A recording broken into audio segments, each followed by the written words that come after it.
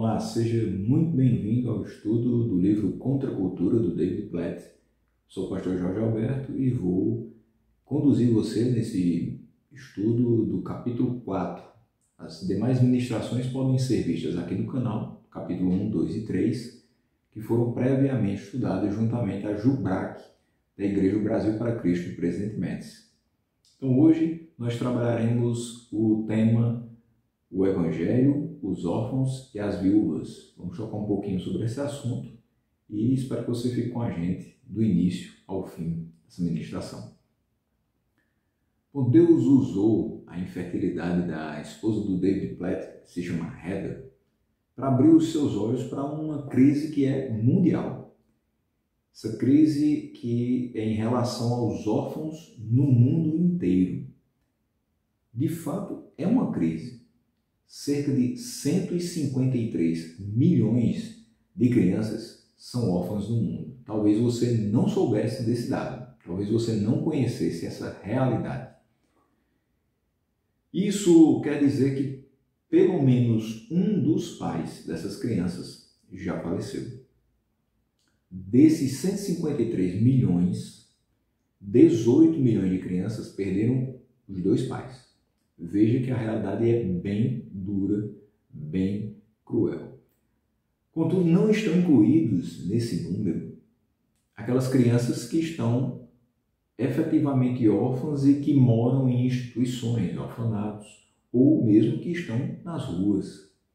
Veja que esse número pode ainda aumentar e muito. Existem também aqueles que são órfãos sociais, ou seja, aqueles órfãos que ainda têm um dos pais vivos, porém, raramente esses pais os veem e eles não têm uma experiência de pertencer a uma família. David já havia ouvido essas estatísticas, talvez você já tenha ouvido essas estatísticas, mas nada fez tão sentido a ele, nada conseguiu abrir tanto os olhos dele, a não ser o momento em que ele olhou pela primeira vez o rosto de um garotinho muito precioso, de 10 meses, no Cazaquistão. Que dali chamou a atenção dele, um garotinho órfão, que precisava da assistência de uma família, que precisava de ajuda. Foi a primeira vez que veio à mente dele a ideia de adoção. Como eu falei, a infertilidade da esposa abriu os olhos para essa realidade de muitas crianças órfãs precisando de um lar, precisando de uma família, e por que não adotar? Então eles viram essa criancinha de 10 anos, de 10 meses, do Cazaquistão, chamado Caleb, e olhando aquele rostinho pela primeira vez, sabendo que ele precisava de um pai e de uma mãe, eles pensaram, por que não nós sermos o pai e a mãe desse garotinho?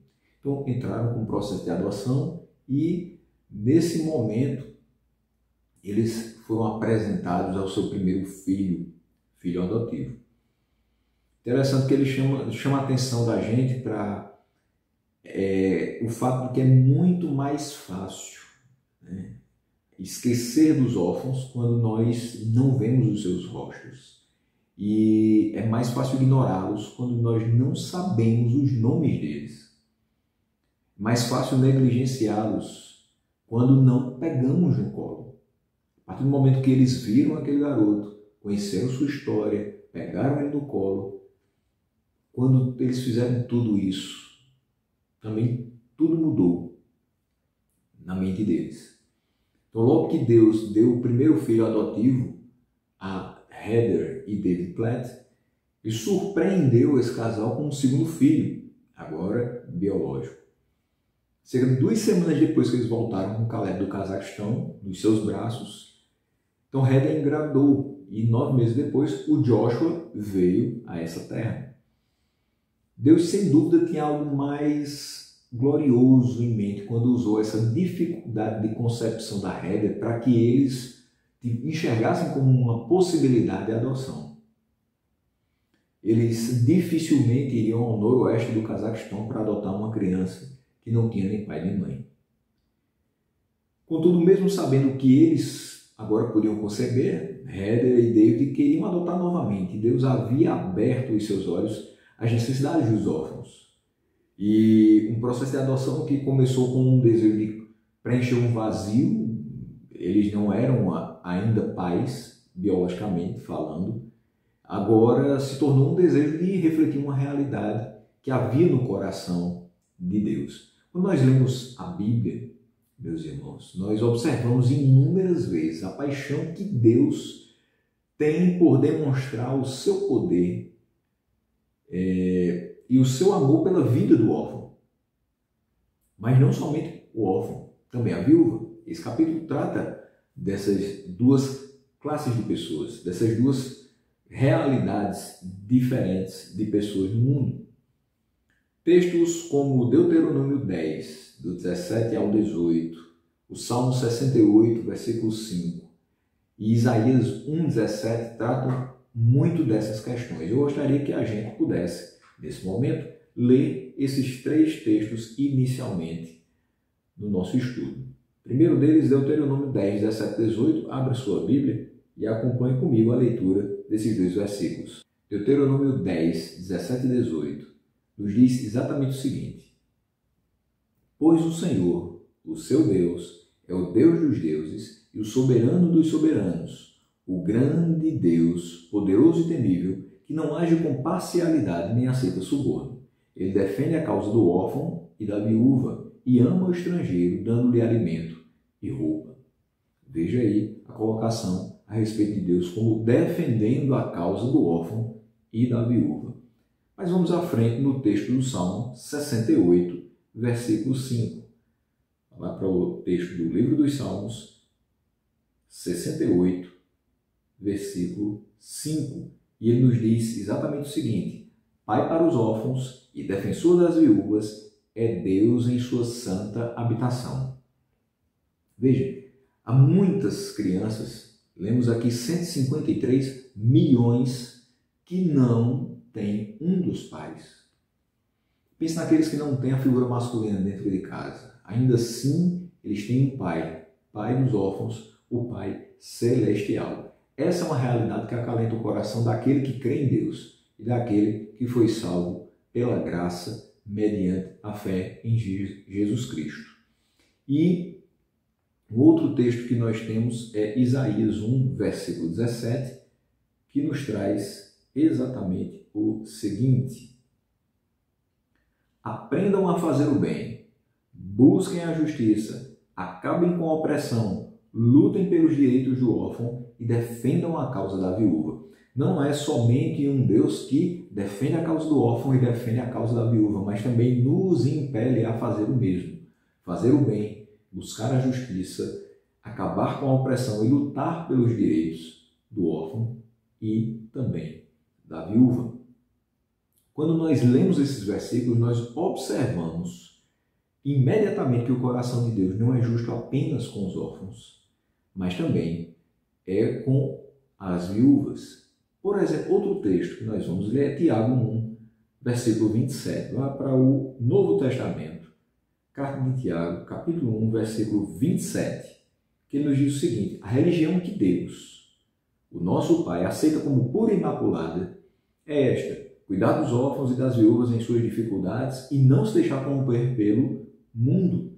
É um chamado à santidade, não se deixando corromper pelo mundo, mas também um chamado a exercer a misericórdia, sendo assistente aos órfãos e às viúvas nas suas dificuldades. É dar suporte, é auxiliar, cuidar dos órfãos e das viúvas nas suas necessidades.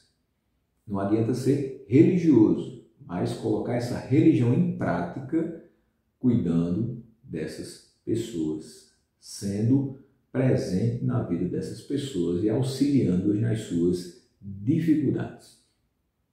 Portanto, o que significa para o seguidor de Cristo?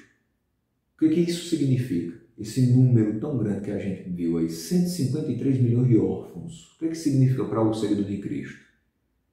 Aquele que vê nos textos bíblicos a realidade de órfãos e viúvas precisando desesperadamente de alguém que intervenha e que lhes proporcione um sustento físico, um sustento emocional, sustento relacional e um sustento espiritual.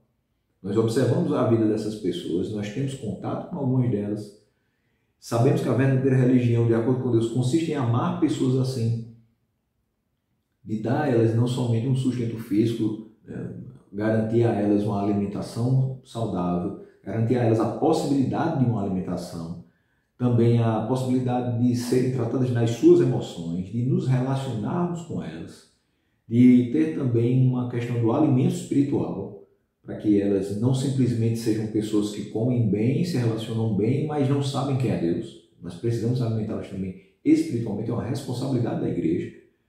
Mas o que isso significa de fato para o seguidor de Cristo? Saber que existem 153 milhões de órfãos no mundo.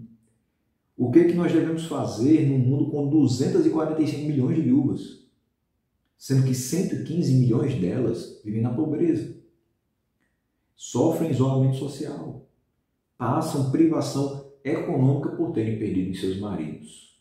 O que nós, como cristãos, temos a ver com isso? É o que nós iremos refletir durante a trajetória desse capítulo.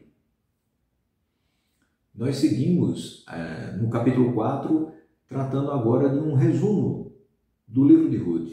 Nós ministramos o livro de Ruth na nossa igreja durante 6 sermões, e essa série também está presente aqui no nosso canal. Se você também quiser assistir depois da explanação desse capítulo, é bem interessante para que você tenha um contexto maior da história de Ruth e Noemi.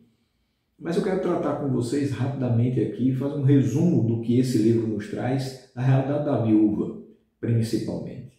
Então, Ruth capítulo 1, se você puder abrir a sua Bíblia, acompanhe conosco. Então, o texto de Ruth capítulo 1 nos traz que na época do juízo houve fome sobre a terra. Obviamente essa fome não foi algo aleatório, o povo pecou e havia um círculo vicioso nessa época em que o povo pecava e se rebelava contra Deus. Deus o punia, nesse caso aqui, com fome sobre a terra. Foi dessa maneira que Deus exerceu o juízo sobre aquele povo. Normalmente o povo se arrependia, clamava ao Senhor e ele enviava um libertador e trazia ali momentos, períodos de alívio e de paz sobre aquela terra. É bem verdade que com o passar do tempo eles começaram a ficar cada vez mais resistentes ao arrependimento e se tornou cada vez mais escasso o clamor desse povo por alívio do juízo de Deus.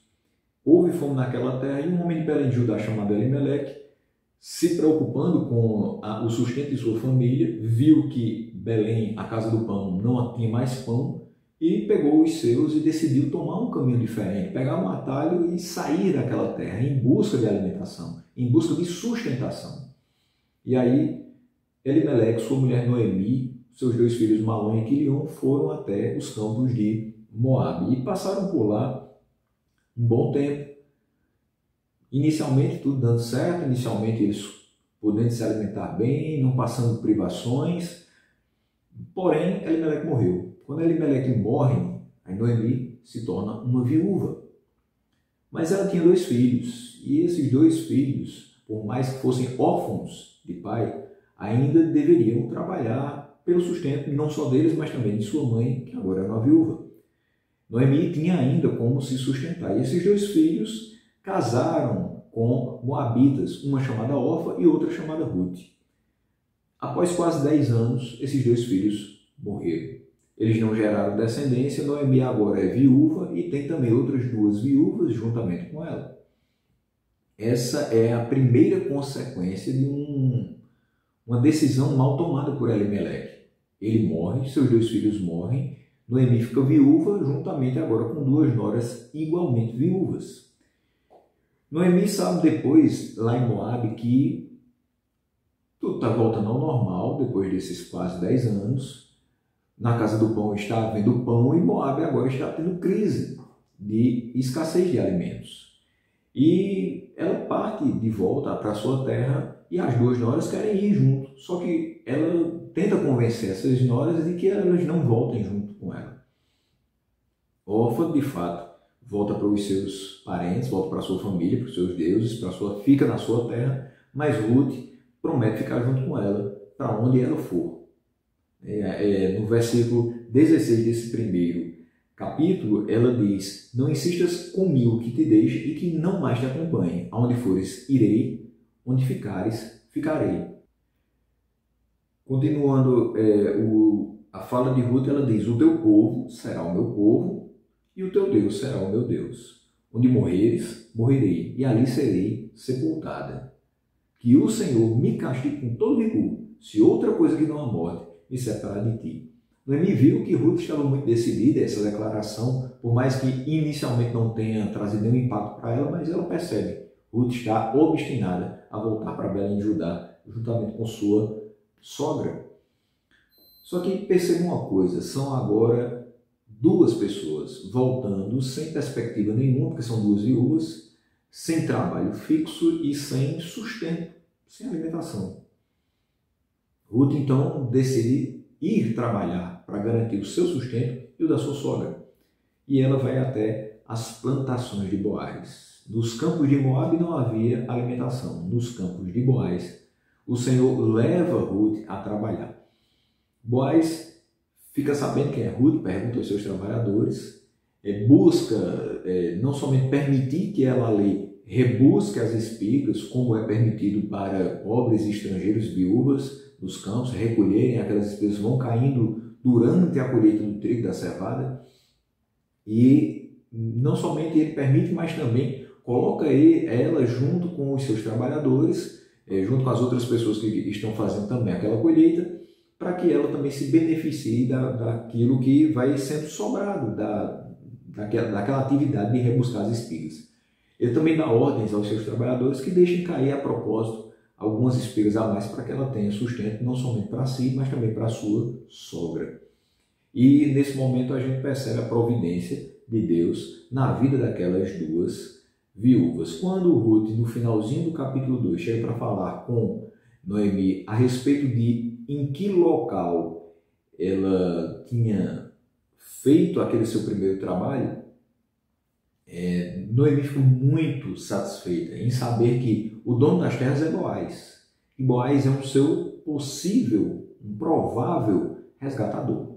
Há uma lei no livro de Levítico que é citada, a lei do levirato, em que quando um chefe de família morria, o seu parente mais próximo, poderia ser seu irmão ou um primo distante, um tio, ele poderia fazer o resgate daquela família, ou comprando a terra, ou pagando suas dívidas, ou casando-se com a viúva e gerando uma nova descendência.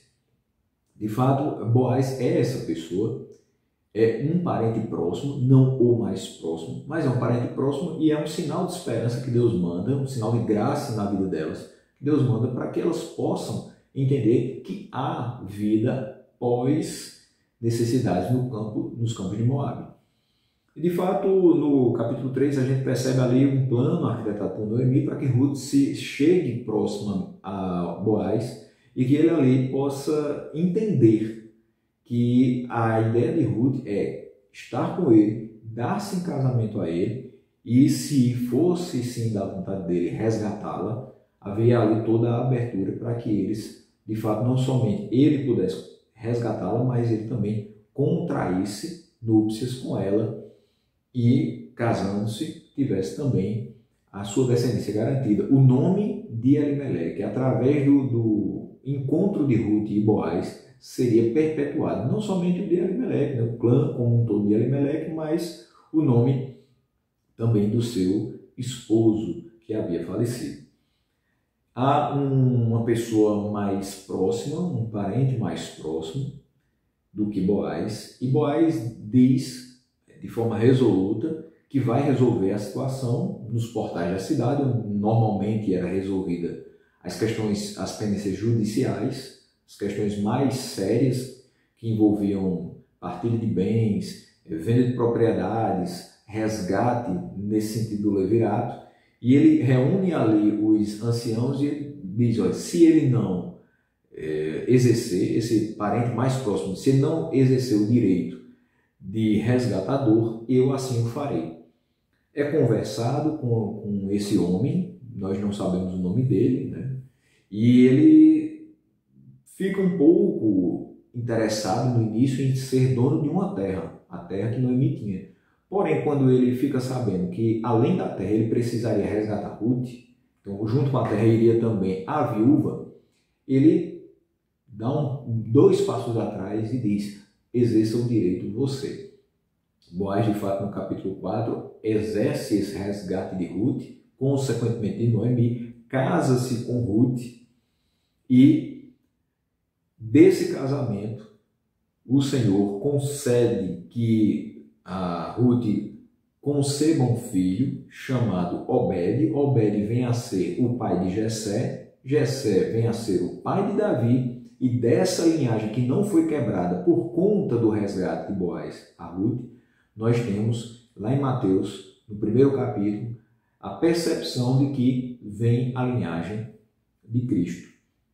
Veja como foi importante um simples ato de resgate a uma viúva, e consequentemente a sua sogra igualmente viúva, possibilitou que a linhagem de Cristo não fosse quebrada em Elimeleque. Antes, Ruth casou-se com Boaz, Boaz gerou Obed, Obed gerou Jessé, Jessé gerou a Davi, e mais à frente a gente percebe sendo gerado também o Filho de Deus em carne aqui na terra, se fazendo homem para resgatar aqueles que estavam perdidos. Então, o resgate de Ruth é um espelho, é algo que reflete o resgate feito a nós. E Boaz é esse homem que, com as suas atitudes, revela um caráter de Cristo que se entregou por nós, não importando as questões sociais, não importando o custo que ele teria para si, mas buscando apenas nos resgatar e nos tirar de uma situação extremamente complicada, que era a situação de morte em delitos e pecados, e nos transportou para uma realidade de vida e vida abundante. Veja só, o livro de Ruth não pretende simplesmente contar uma história de amor, uma história entre Boaz e Ruth, a história de um resgate, a história de um casamento. Não. É uma história que é dentro de outra história, cujo objetivo, em última análise, é nos apontar o Deus que está acima de toda a história e que tem compaixão pelo aflito. Elas saíram dos campos de Moabe aflitas, viúvas, solitárias, sem sustento.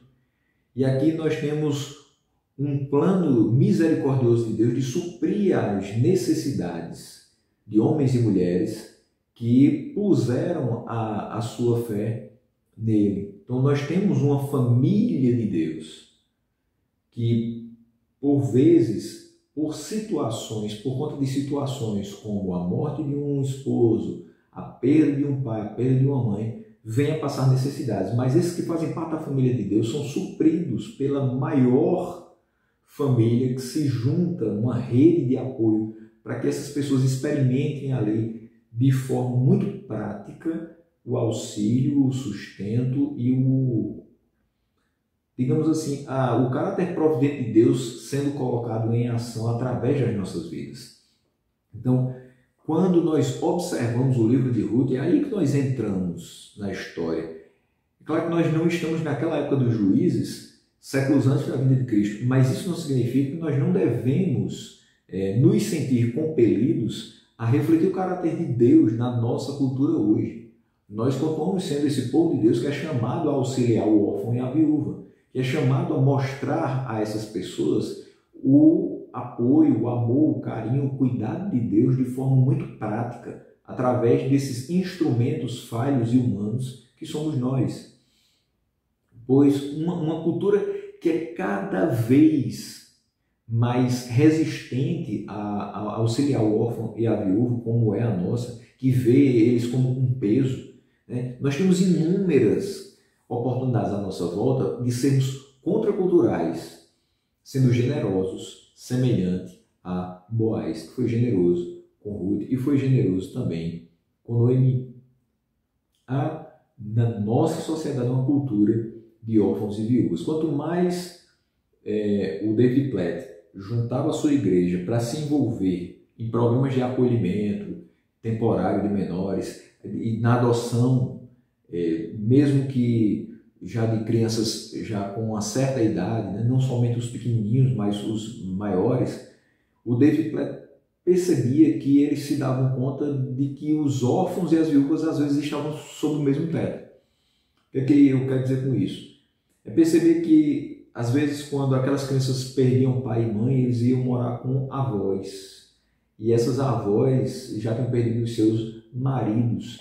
Então era uma criança sem pai ou mãe e que ia morar com a avó sem o seu marido. Eram órfãos que eram cuidados por viúvas.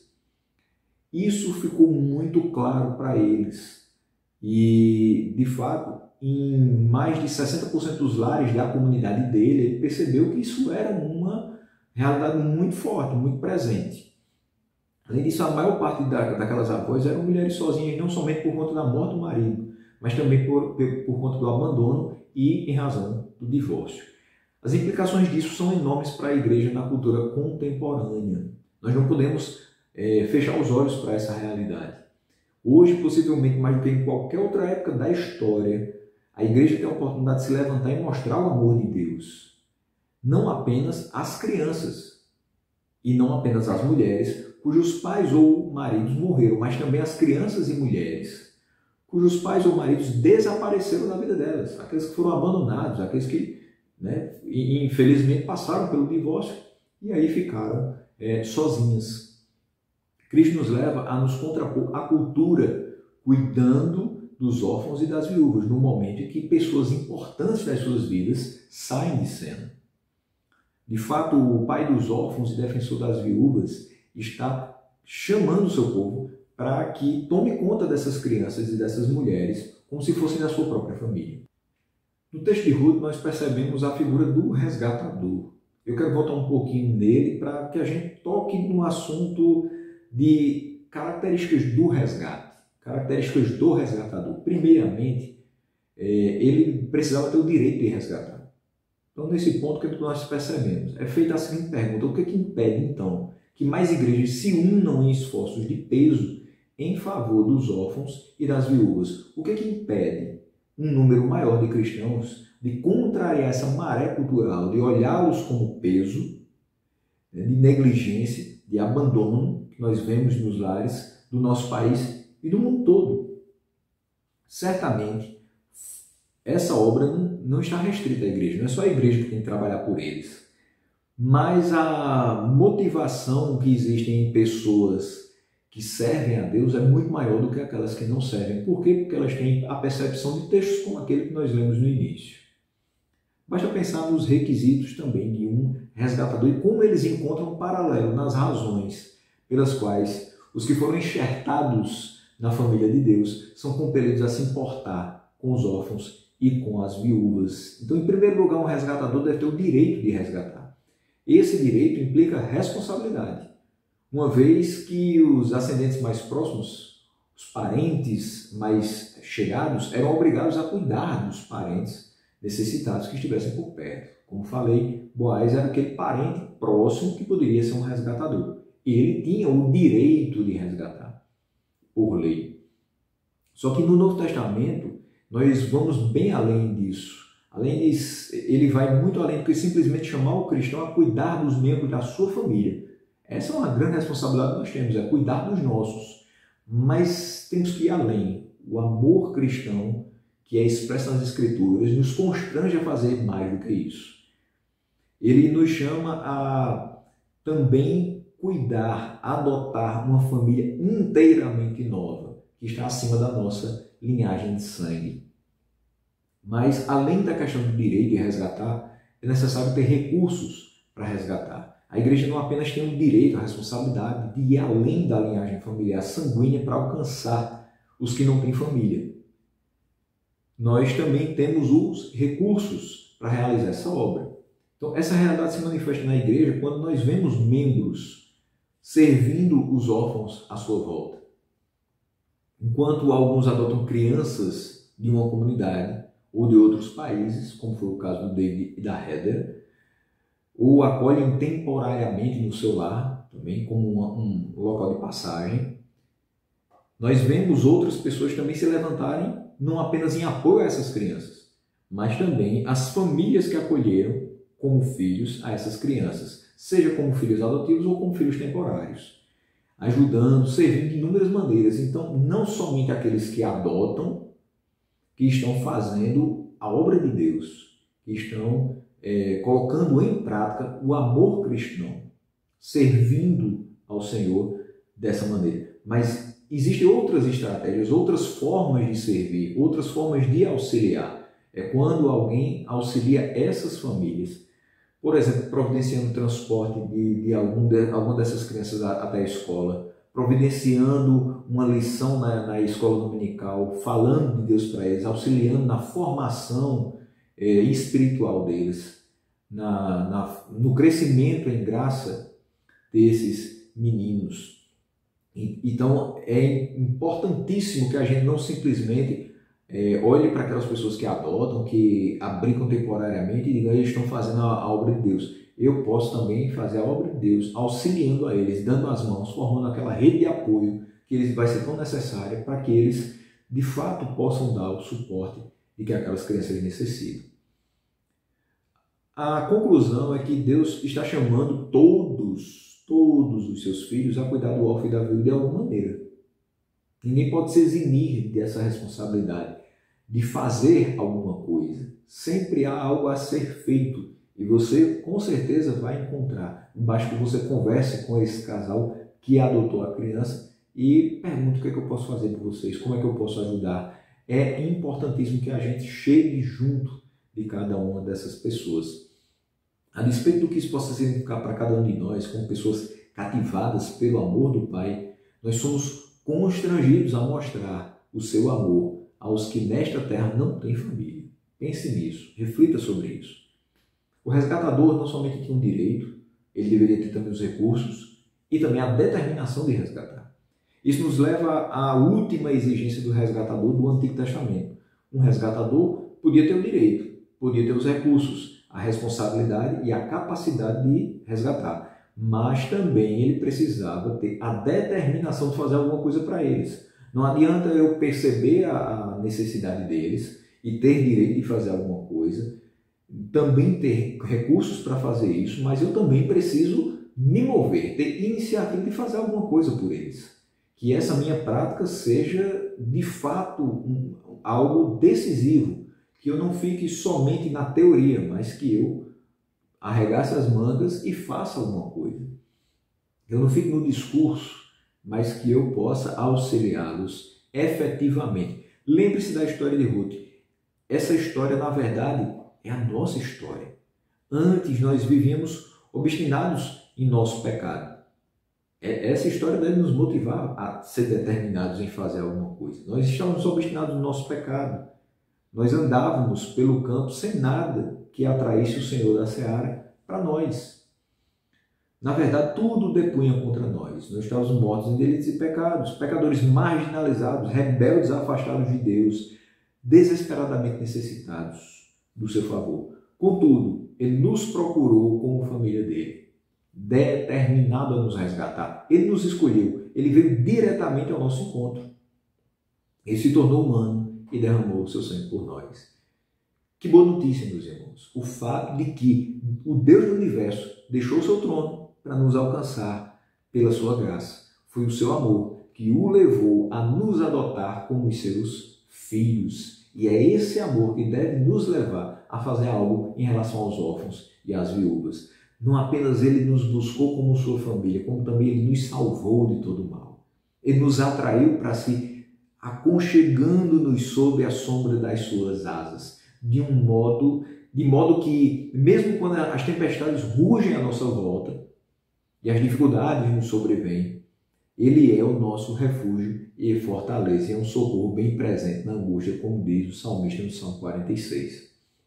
Além disso, o Senhor da Seara nos convidou para cearmos com Ele à sua mesa. Veja como um resgate, como ter o direito, os recursos e a determinação para nos resgatar, nos transformou em pessoas antes mortas, agora dignas de assentar-se à mesa com o nosso resgatador.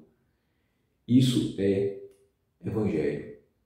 E o Evangelho nos mostra o amor de Deus que nos constrange a fazer algo pelos nossos semelhantes. a semelhança do que foi feito por nós. Por fim, o Senhor da Seara derramou sobre nós a sua graça. Jesus é o nosso resgatador de sangue, com o direito de nos redimir, tendo os recursos para nos redimir. E finalmente ele teve a determinação de nos salvar. A sua determinação levou ele a assumir a culpa pelo nosso pecado. Não foi ele que pecou, fomos nós que pecamos. Mas pela determinação de nos resgatar, ele assume a nossa culpa. O castigo que nos traz a paz estava sobre ele. Diz Isaías 53. E ele suportou em nosso lugar a ira divina, para que por meio da fé nele, nós não fôssemos mais rejeitados e separados de Deus, mas em vez disso pudéssemos ser chamados filhos de Deus. Quando nós compreendemos o que Deus fez por nós, meus irmãos, conforme é revelado no Evangelho, nós reconhecemos que Ele deseja que esse mesmo tipo de ação da nossa parte seja feito em favor dos órfãos e das viúvas. Portanto, faz todo sentido agora que os homens e mulheres cativados pelo mistério da misericórdia divina sejam constrangidos a se doar ao ministério da misericórdia divina. Nós somos chamados e somos dotados de dons. E o dom da misericórdia é um dos dons que nós precisamos buscar e exercer com determinação. Constrangidos a cuidar do órfão e da viúva nas nossas igrejas e em nosso mundo através de meios diversos. Nós somos chamados a fazer um pouco mais. E que essa reflexão traga à sua mente exatamente isso. Que nós possamos, através dessa rápida reflexão, ser motivados a fazer um pouco mais pelos órfãos e pelas viúvas, entendendo que nós já recebemos de Deus o resgate das nossas vidas. Podemos ser resgatadores. Nós temos direito de fazer isso. Somos parte da família de Deus. Somos parte da família maior nesse mundo que engloba tantas e tantas pessoas que se chamam pelo seu nome. Nós temos os recursos para resgatá-los. Nós temos os recursos para ajudá-los. Não somente a oração, não somente os recursos financeiros, mas temos também a determinação. Nós temos a determinação de fazer, nos colocar à disposição dessas pessoas, de sermos de fato pessoas que não recolhem as suas mãos pelo custo ou pelas dificuldades que vamos enfrentar ao auxiliá-los, mas que vão estender as mãos como nos foi estendido, que vão de fato oferecer ajuda, como nós assim recebemos, que vão resgatar essas vidas e vão trazer para elas uma nova perspectiva, assim como nós fomos vivificados e nos foi dada uma nova perspectiva de vida. Nós podemos fazer muito mais. Nós devemos fazer muito mais. E que isso não seja simplesmente uma obrigação, mas que seja prazer nosso, demonstrar o amor de Deus de forma prática, para que Ele, neste mundo, seja glorificado. Espero que você tenha refletido junto com a gente, tenha aprendido muita coisa, mas também que possa guardar no seu coração e que esse estudo motive você a fazer um pouco mais, a colocar em prática o amor de Deus que está no seu coração, fazer com que Ele, de fato, transforme vidas, fazer com que Ele melhore vidas, traga vidas para perto dEle, que elas possam, através das suas atitudes, através do seu testemunho, através da sua pregação, saber que existe um Deus nos céus que se importa conosco, mesmo quando a sociedade nos olha enquanto órfãos ou viúvas e não se importa, e nos vê como peso, mas Ele nos vê como filhos, porque assim fomos feitos pelo derramamento do sangue de Cristo, que nos justifica do pecado e nos purifica de toda injustiça. Que façamos a nossa parte enquanto cristãos, enquanto filhos de Deus, e que outros, por intermédio da nossa pregação e da ação do Espírito Santo, também sejam feitos filhos de Deus, porque creem no seu santo nome. Deixo aqui meu abraço para vocês e até o próximo estudo no Contra a Cultura, capítulo 5, no próximo mês de setembro.